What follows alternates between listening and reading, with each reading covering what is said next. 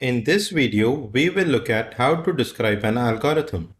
There are many ways of describing an algorithm, but mostly an algorithm is described using flowcharts or pseudocode.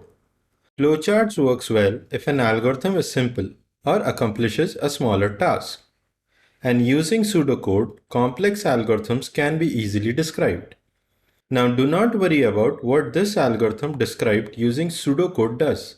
This is just an example of an algorithm to show what an algorithm looks like. And throughout we will be presenting an algorithm using pseudocode. Pseudocode is a simple language description of the steps or instructions of an algorithm. Pseudocode uses conventions that resembles syntax of a high-level programming language.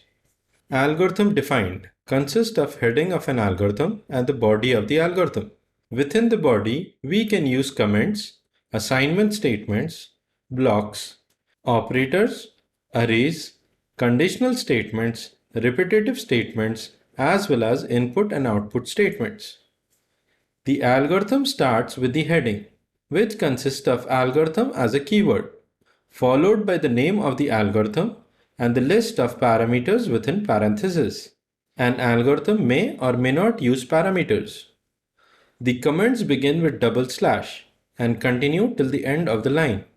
Comments are used to describe what the instruction or the statement does. They are basically used for documentation purpose.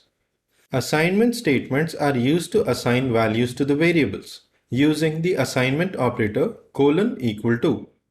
For example, if we have to assign value 10 to a variable I, then we can use I followed by : to 10.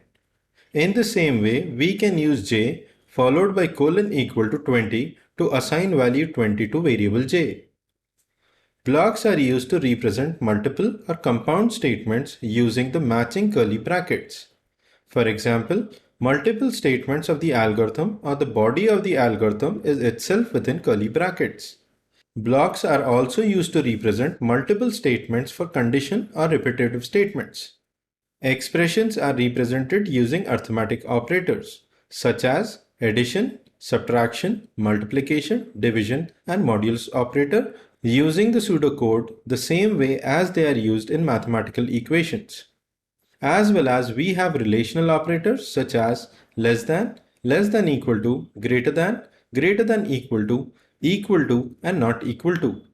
We also have logical operators such as and, or, and not to evaluate compound expressions or conditions. Arrays, which are collection of elements, are represented by square brackets, and to access the arrays, index is used within square brackets. As well as multidimensional arrays are also represented by square brackets and accessed using indices separated by commas depending upon the dimension of the array within the square brackets. Then we can have conditional statements using if followed by the condition. If the condition is true, the statement or the statements within the if block will be executed. We also have if-else structure with the condition, and depending upon the condition, either statements within if block are executed or the statements within the else block are executed. The loops or repetitive statements are written using for, while, and repeat until statements. The while statement consists of the condition followed by do, and the statements within the while block are executed until the condition in the while loop becomes false.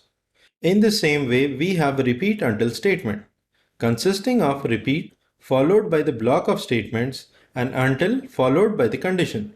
The repeat until loop works until the condition is false. We also have the for loop. The for statement consists of the initialization part where the variable is initialized by value 1, and the loop has to be executed until value 2 followed by step to increment or decrement the variable. The statements within the for block will execute until the variable reaches value 2. Then we have the input and output statements to read the input from the user using the read function, and the output can be displayed using the write function. There is no need to specify the format or the size of the input or the output. So this is how algorithms can be written or described using pseudocode. The purpose of describing algorithms using pseudocode is to make an algorithm independent of the programming language.